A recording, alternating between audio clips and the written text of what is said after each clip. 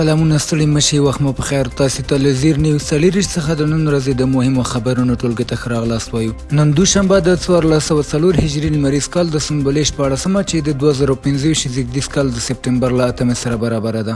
عزیر صافی مو تاسو ته له زیر نیوز څلوریشت څخه د هیواد او نړۍ مهم خبرونه وړاندې کوم.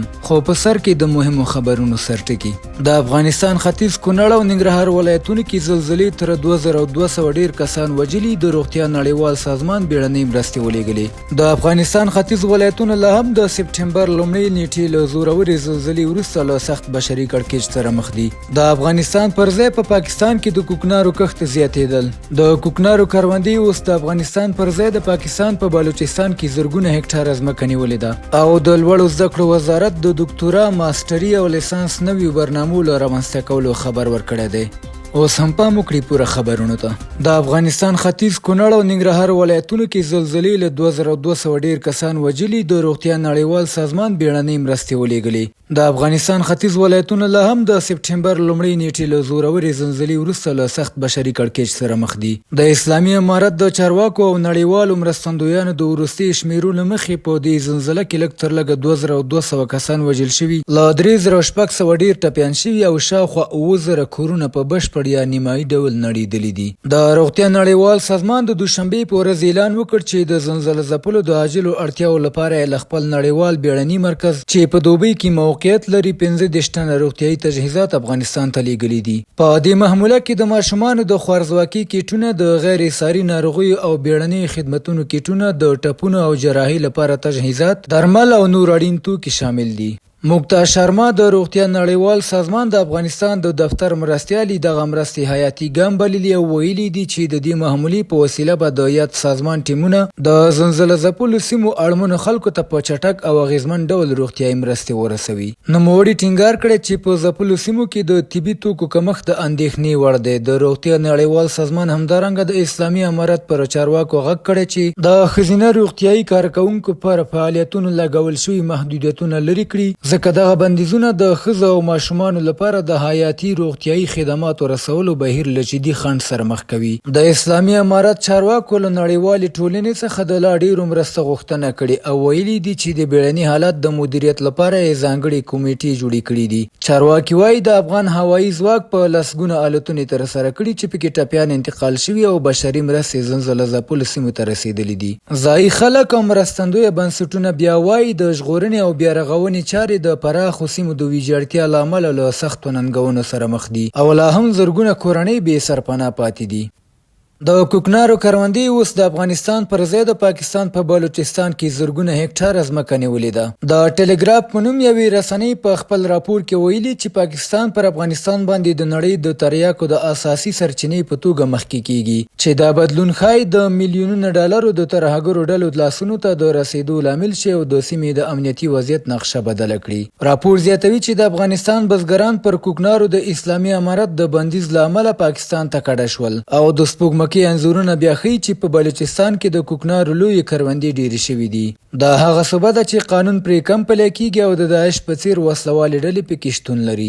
د افغانستان د تریاکو د سوداګرۍ کارپور ډیوډ منسفیلډ وایي په 2015 کال کې به د افغانستان د کوکنارو کرونده په څرګند ډول د پاکستان له کروندې شاته پاتې شي. باور دا دی چې د نشهیي موادو له سوداګرۍ ګټې هغه وسلوالو ډلو ته ورځي چې د بلوچستان د انسانانو قاچاق او سوداګرۍ لویې لارې کنټرولوي. یوازې د بلوچستان په دوو کوچنیو سیمو کې شاوخوا 8000 هکټاره کوکنار موندل شوي چې د افغانستان د 40 ولایتونو له 2/3 برخې سره برابر دي. د راپور له مخې ځایي بزګران وایي چې هغوی باید پاکستاني ملیشو ته پیسې ورکړي څو د کروندو حاصل بهر یوسي. د دوی په وینا د ملیشې سرحدي ځواکونه دي چې له فساد سره تړلي ګڼل کیږي. ډېری افغان بزګران د ځایي بلوچانو ځمکه په کرایه اخلي یا د هغوی لپاره د شراکت پر بنسټ کار کوي. ځینې بلوچ بزګران مني چې د افغانانو نه یې مهارتونه زده کړي خو خپله هم لا هم تجربه نه لري.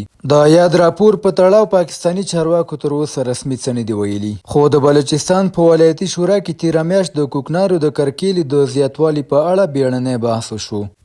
اسلامي امارت له هند سره د اړیکو د پیاوړتیا ملاتړ وکړ په داسې حال کې چې هند د وزیر تر کچې سفر ارزوي. ټایمز اف انډیا راپور ورکړی چې اسلامي امارت له هند سره د لوړې کچې اړیکو د ټینګښت ملاتړ کوي او دا هڅې د هند حکومت لخوا د افغانستان د بهرنیو چارو وزیر امیر خان متقي د کوربتوب په موخه کیږي، سره له دې چې پر هغه د ملګرو ملتونو د امنیت شورا لخوا د سفر بندیز لګیدلی دی. په قطر کې د اسلامي امارت سفیر سهیل شاهین ټایمز اف انډیا ته ویلي چې د دواړو هیوادونو ترمنځ د اړیکو د لوړولو او پیاوړي کولو اړتیا شته او د دې لپاره د بهرنیو چارو د وزیرانو په کچه لوړې کچې لیدنې اړینې دي. یا د رسنۍ زیاتوي امکان لري چې هند د ملګرو ملتونو امنیت شورا ته دا غوښتنه وړاندې کړي چې پر متقي د سفر بندیز لرې کړي څو هغه هند ته د سفر اجازه پیدا کړي.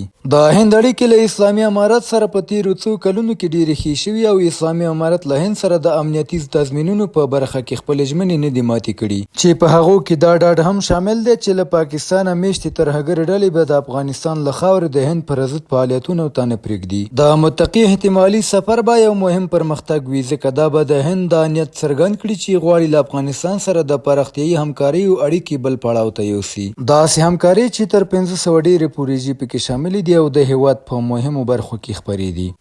د لوړو زده کړو وزارت د ډاکټورا، ماسټري او لیسانس نویو برنامو له رامنځته کولو خبر ورکړی دی. د لوړو زده کړو وزارت ویلي چې د لوړو زده کړو عالی شورا ناسته کې د ډاکټورا، ماسټري او لیسانس نوې برنامې رامنځته شوي دي. د لوړو زده کړو وزارت عالی شورا ناسته کې د یاد وزارت وزیر مولوي ندا محمد ندیم وویل دغه وزارت د اماراتي او خصوصي پوهنتونونو پرمختګ معیاري کېدو ملاتړ او ارتقا ته ژمن دی. نوموړي د لوړو زده کړو عالی شورا دغه وزارت د مهمو پریکړو تر ټولو سره مرجع وبلله او زیاته کړه چې دغه وزارت د اسلامي امارت له حاکمیت وروسته په کور دننه د لوړو زده کړو پرمختګ او پراختیا په موخه په طبیعي او ټولنیزو علومو کې شاوخوا 100 د ماسټري او څه باندې 30 د ډاکټورا نوې برنامې ایجاد کړي چې په کمپیوټر ساينس، انجینري، طب، کرنې او نورو برخو کې شامل دي. نوموړي وویل هڅه کیږي چې د افغان ځوانانو او د افغانستان اړتیاو پوره کېدو او ځان بسیاینې لپاره د فوق لیسانس برنامې ایجاد شي چې دغه برنامو پر مخ وړلو لپاره د داخلي استادانو سربیره په لوړو معاشونو بهرني استادان هم ګمارل کیږي او دا لړۍ روانه ده. دغه وزارت زیاته کړې چې د لوړو زده کړو عالی شورا له لوري په اماراتي پوهنتونونو کې 4 د ډاکټورا، په اماراتي او خصوصي پوهنتونونو کې 8 د ماستري برنامې او په اماراتي او خصوصي پوهنتونونو کې 15 نوي پوهنځي او همداراز د هیواد د بیلابیلو پوهنتونونو په موجودو پوهنځیو کې 11 نوي څانګې رامنځته شوي دي. او د پای خبر همدا چې د اسلامي امارت بهرنیو چارو وزارت د نږدې 50 هیوادونو او بیلابیلو نړیوالو بنسټونو څخه د زلزلې پر مهال له بشري مرستو مننه کړې ده. د اسلامي امارت بهرنیو چارو وزارت د اعلامیې په خپرولو سره ویلي چې د هیواد په ختیځ کې د وروستۍ زلزلې له امله رامنځته شویو ځاني او مالي تلفاتو په تړاو د نړۍ د بیلابیلو هیوادونو، نړیوالو سازمانونو او مرستندویو بنسټونو لخوا د خواخوږۍ، غمرازۍ، بشري همکاري او مرستو له امله مننه کړې ده. کورني خبرونه هم دومره او د بهرني او سپورتي خبرونو لپاره زموږ پاڼې وڅارئ. په خواله رسنیو فیسبوک، انسټاګرام، ایکس، یوټیوب او ټیک ټاک زموږ خبرونې خوښې او موږ تعقیب کړي. ادرس یې زیر نیوز 30 تر سبانۍ خبرونې د الله په امان.